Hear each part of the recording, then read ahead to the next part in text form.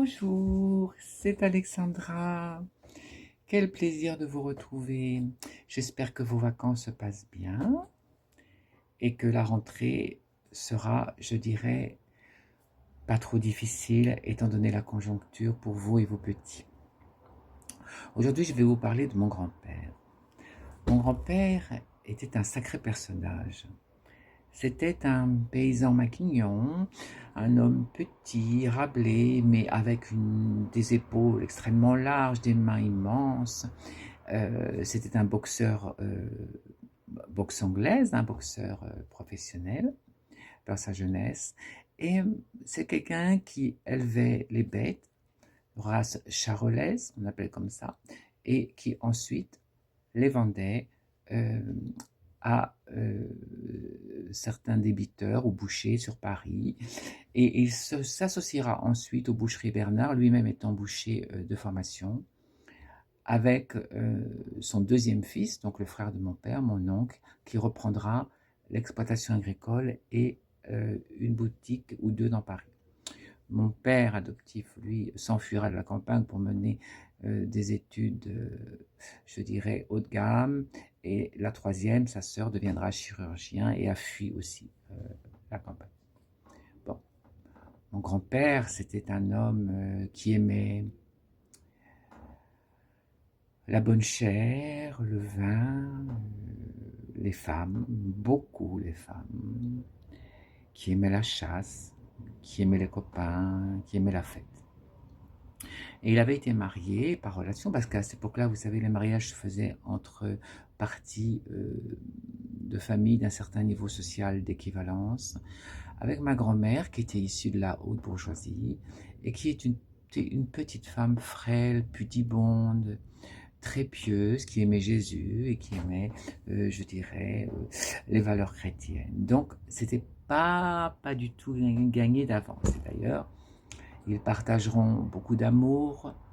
Mon grand-père fera beaucoup d'incartades, beaucoup de petits coups de canif, bien évidemment à ma grand-mère dans le contrat du mariage, mais ils auront 3 magnifiques enfants et surtout, ils s'occuperont de moi d'une façon magistrale, avec une ouverture d'esprit et un amour inconditionnel.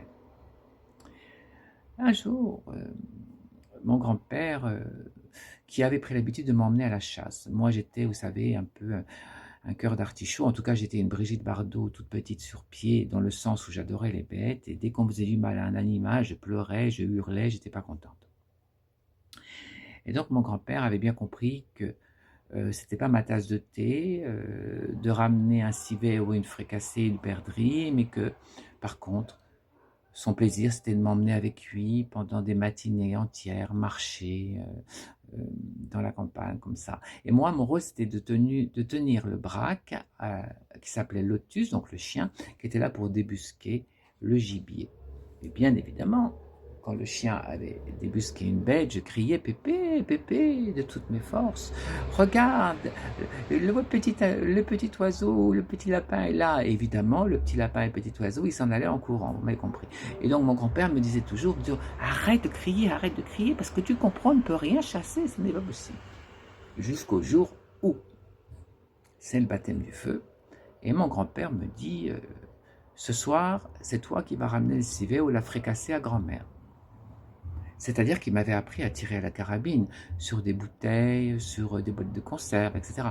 Et je tirais très bien. Seulement, il n'était pas question pour moi que je tue un animal. Donc j'étais très embêté. Et il me tend la carabine chargée et bingo, notre brave Lotus qui pourtant se faisait vieux, même plus que vieux, il y avait un jeune chien avec lui qui apprenait ce métier, qui débusque un faisan absolument magnifique, un faisan mâle avec toutes ses couleurs chamarrées. Moi, une fraction de seconde, je me dis c'est pas possible, je peux pas. J'ai donc, de façon préméditée, sûrement, baissé légèrement le canon de la carabine vers le bas pour ne pas atteindre l'oiseau et j'ai tiré. Seulement, le problème, c'est que la giclée de chevrotine est venue se loger dans le mollet du copain de mon grand-père, qui était donc sur ma droite un peu plus loin, derrière des fourrés, en train d'essayer lui aussi d'atteindre le faisan, et je ne l'avais pas du tout fait exprès en fait. Et donc ce pauvre Marcel, comme il s'appelait, sautait à pieds joints en se tenant le mollet. Mon grand-père ne savait pas si il devait rire ou me fâcher. En tout cas, il n'était pas content, il m'a repris la carabine des mains.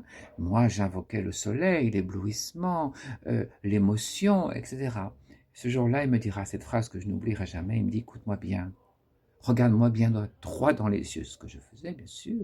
Et il me dit, ta grand-mère t'a bien élevé, t'es exactement comme elle, seulement tu es très mauvaise comédienne, tu l'as fait exprès. J'ai dit, mais non, grand-père, je ne l'ai pas fait exprès. Enfin, nos deux gaillards iront au village, retrouver une de leurs gourgandines qui avait quelques dons pour soigner les blessures de ces messieurs et leur offrir de plus quelques soins, quelques gâteries complémentaires. Je rentrerai seul à l'exploitation, je raconterai tout ça à ma grand-mère qui sortira la nuit haute, qui me dira, on va fêter ça, bravo, quel dommage que ton grand-père n'ait pas pris la giclée de chevrotine, d'ailleurs je compte bien la lui mettre moi-même. J'écoute grand-mère, n'exagérons pas les choses, ça suffit comme ça. Voilà une anecdote qui aurait pu mal tourner, mais qui finalement s'est bien terminée. En tout cas pour le faisant. Je vous embrasse très fort. Alexandra.